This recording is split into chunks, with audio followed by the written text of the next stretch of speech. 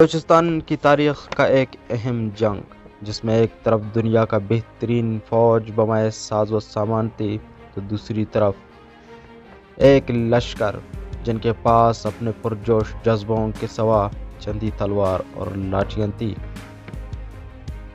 آئیے جانتے ہیں اس جنگ کے بارے میں، یہ بھی جانیں کہ اس جنگ میں شب خون مارنے کا کیا بنا اور انگریز بلوچوں کو لالچ کیوں دینا چاہتے تھے، جبکہ معاذ جنگ سے بھاگنے والا اور پھر انگریزوں سے صلح کرنے والا وہ شخص کون تھا۔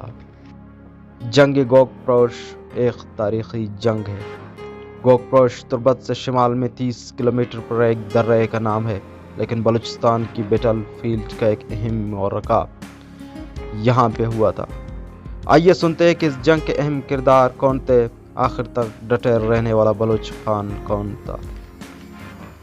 دوستو، بلوچستان کے علاقے مکران میں جب 1818 میں بلوچ خان نوشروان اور میر محراب خان کی گچگی کی قیادت میں انگریزوں کے خلاف بلوچوں نے بغاوت کی، یہ وہ زمانہ تھا جب کلات ریاست یعنی ریاست کلات کمزور ہو چکی تھی، جبکہ ایرانی سرحدوں میں انگریز بلوچوں کے ساتھ مکر و فریب اور داو پیچ میں مصروف عمل تھے، جبکہ ایرانیوں اور بلوچوں کے ساتھ جھگڑوں میں انگریز ہرگز غیر جانبدار نہ تھے۔ بلوچ آہستہ آہستہ انگریزوں کی روش دوانیوں سے تنگ آ چکے تھے، جبکہ اس وقت تک انگریز بلوچستان کی بڑی بندرگاہوں جیسے پسنی، جیونی اور ماڑا پر قابض ہو چکے تھے اور انہوں نے کیچ میں بھی اپنا نمائندہ مقرر کیا تھا۔ خان کلات میر خداداد خان کے خلاف انگریزوں کا ساتھ دینے والا ان کا بیٹا خان محمود برائے نام کلات کا خان تھا، جبکہ سب کچھ انگریزوں کی منظور و منشا سے ہو رہا تھا، جبکہ انگریزوں کے حکم پر محمود خان نے ایک ٹیکس لگانے والا نمائندہ مکران پر مقرر کیا۔ اس کا نام اوڑو داس تھا، جس نے بھاری ٹیکس لگا کر عوام کا جینا دوبر کر دیا۔ اس نے کجوروں کے 10 حصے ٹیکس کے نام پر لوٹنا شروع کر دیا، جس سے بدحال مکرانی بلوچ مزید فاقوں کے شکار ہو گئے۔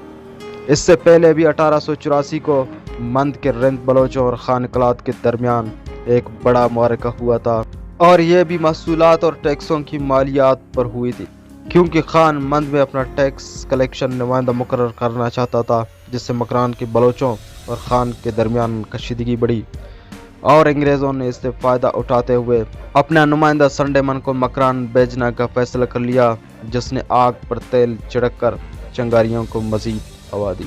تب میر بلوچ خان نے انگریزوں کے ساتھ قسمت آزمائی کا فیصلہ کیا۔ اس نے سب سے پہلے تربت کے قلعے پر حملہ کر کے انگریزوں کی گماشتوں کو گرفتار کر کے سزا دی، اور کلاتک میں انگریز کپتان پر حملہ کر کے اسے قتل کیا اور کچھ لوگوں کو گرفتار بھی کیا۔ اس نے کیچ میں خان کے مقرر کردہ ٹیکس ناظم اوڑو داس کو بھی گرفتار کر لیا اور تربت کا قلعہ مکمل فتح کر لی۔ قلعے سے کچھ لوگ بھاگ کر سمندر کی طرف گئے۔ یہاں پہ بلوچوں نے بھاگنے والوں کی تعقیب کی، ان کے قیمتی مال و اسبابوں سے ہاتھ صاف کیا اور انگریزوں کے بچھائے ہوئے ٹیلی گراف لائنوں کو نقصان پہنچا کر بیکار کر دیا۔ تب انگریز حرکت میں آئے۔ انہوں نے کرنل مینز کی قیادت میں ایک فوج اس عوامی بغاوت کو کچلنے کے لیے روانہ کر دیا۔ یہ فوج کراچی سے پسنی بھیجی جا رہی تھی، جبکہ اس سے پہلے انگریز پولیٹیکل ایجنٹ پسنی پہنچ چکے تھے اور بغاوت کو کچلنے کی تیاریاں کر رہے تھے۔ کرنل مینز کی پسنی پہنچتے ہی ان کی دستے مکران کی جانب بڑھنے لگے، لیکن بلوچ بھی یہ باندھ چکے تھے کہ انگریز ضرور حملہ کریں گے، اس لیے انہوں نے اپنے محدود وسائل کے باوجود اچھی خاصی لشکر جمع کی۔ ان لشکر کے قماندانوں میں سر فہرست تم سے مراد اور شکر اللہ گچگی، مند سے حیاتان رند، بلیدہ سے محراب نوشروانی اور مہم خان نوشروانی، کلاتک سے مبارک اور مراد واڑیلا، یہ تمام میر و متبران اپنے نمائندوں کے ساتھ بلوچوں کے لشکر میں آن موجود ہوئے۔ بلوچوں نے فیصلہ کیا کہ تربت پہنچنے سے پہلے انگریزوں کے ساتھ دو ہاتھ کیے جائیں۔ چنانچہ بغاوت کے ملٹری کمانڈر میر بلوچ خان نوشروانی نے گوکپروش کی پہاڑوں پر مورچہ سنبھالنے کا حکم دیا اور خود کمان سنبھال لیا۔ شروع میں انگریز جنگ سے کتراتے نظر آئے، معاہدے اور لالچ دینے کی پیشکشیں کرتے رہے۔ جب بلوچوں نے انہیں ٹکرا دیا، تب محاذ جنگ گرم ہوا اور اس موقع پر کچھ بلوچ جنگجوؤں نے شب خون مارنے کی بھی تجویز پیش کی، لیکن ملٹری کمانڈر بلوچ خان نے صاف انکار کر دیا، کیونکہ ان کے خیال میں سوتے لشکر پر حملہ کرنا بلوچی روایات کا منافی ہے۔ 30 جنوری 1898 کو گوگپروش محاذ سجا انگریز سپہ سالار جیکب اپنے کچھ کمانڈروں کے ساتھ اس لڑائی کی قیادت کر رہا تھا، جبکہ بلوچوں کی طرف سے قیادت میر بلوچ خان نوشروانی اور میر مہراب خان گچکی کر رہے تھے۔ بلوچوں نے میدان جنگ میں بہت دلیری دکھائی اور لڑے، لیکن میدان جنگ میں بہادری کے ساتھ ساتھ جدید اسلحہ، ٹریننگ اور منظم فوج کی ضرورت ہوتی ہے۔ بدقسمتی سے قبائلی بلوچوں کے پاس چند تلواریں اور لاٹھیوں کے علاوہ جدید اسلحہ سرے سے تھا ہی نہیں۔ اس کے برعکس انگریز جدید اسلحہ سے لیس تھے، منظم فوج تھی اور بہترین تربیت یافتہ ڈسپلن فوج تھی، جبکہ برطانیہ اس وقت دنیا کا سب سے بڑی طاقت تھی۔ جبکہ انگریز اپنی تمام جنگی داؤ پیچ حکمت عملی اختیار کر رہے تھے، جبکہ بلوچوں نے تو شب خون مارنے کی داؤ پیچ بھی مسترد کر دی تھی۔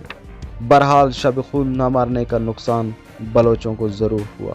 بلوچوں نے اپنی فوج تقسیم تک نہیں کیا، شاید وہ جانتے نہیں تھے کہ تقسیم ہونے سے وہ توپوں کی بمباری سے بچ سکتے ہیں۔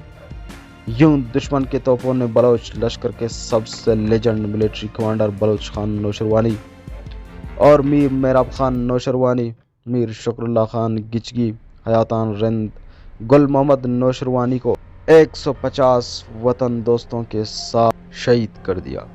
کئی زخمی بھی ہوئے، جبکہ دشمن فوج کا نقصان تو نہ ہونے کے برابر تھا۔ محض 4 سپاہی مارے گئے تھے اور 12 زخمی ہوئے۔ دراصل یہ جنگ یک طرفہ ثابت ہوا، کیونکہ انگریزوں کے پاس جدید اسلحہ اور ڈسپلنڈ فوج تھی، جبکہ بلوچوں کے پاس محض وطن دوستی کے جذبوں کے سوا اور کچھ نہ تھا۔ بہرحال بقول شاعر کے ہار جیت مقدر ہے میاں، دل ناتوان نے تو مقابلہ خوب کیا۔ کمانڈر بلوچ خان کا وطن کام آتے ہی کیا، مہراب خان گچکی محاذ جنگ سے بھاگ گئے۔ مہراب خان یہاں سے ہوتے ہوئے تربا قلعے تک پہنچے۔ انگریزوں نے چربک تک ان کا تعاقب کیا، ایران فرار ہوئے۔ غالباً بعد میں مہراب خان گچکی نے اپنے شہید ساتھیوں کے خون سے بے وفائی کر کے انگریزوں کے ساتھ مراد اور حکومت کی لالچ سے تعلقات بنا کر سمجھوتا کیا۔ یہ ایک بہت بڑی اور اسٹریٹجک جنگ تھی، لیکن بدقسمتی سے لوگ اس کے بارے میں بہت کم جانتے ہیں۔ یہ بلوچستان کے جیوگرافیکل لوکیشن اور بندرگاہوں کے لیے انگریزوں کی جنگ تھی، اور بلوچوں نے چند تلوار اور جذبوں کے ساتھ یہ جنگ لڑی اور تاریخ رقم کی۔ بقول میر گل خان نصیر، میرے بلوچ خانو سگار، نوشروان نرمزار، میرے مہیم خان جلودار، رستم گو مہراب خان اوار، گل محمد کپتن پیڑا مرد سرمچار، کرتنت جہانا سوگوار، گچکی مزن نام توار، شیر محمد خان بود بے معیار، شکر اللہ زخمانی گلکار، وپتن پڑا توپے بیار، رند حیاتانی شہ سوار، وشنام بی تک بے معیار۔ اگر ویڈیو پسند آیا، برائے کرم چینل کو سبسکرائب کریں اور اپنے دوستوں کے ساتھ ضرور شیئر کریں۔ شکریہ۔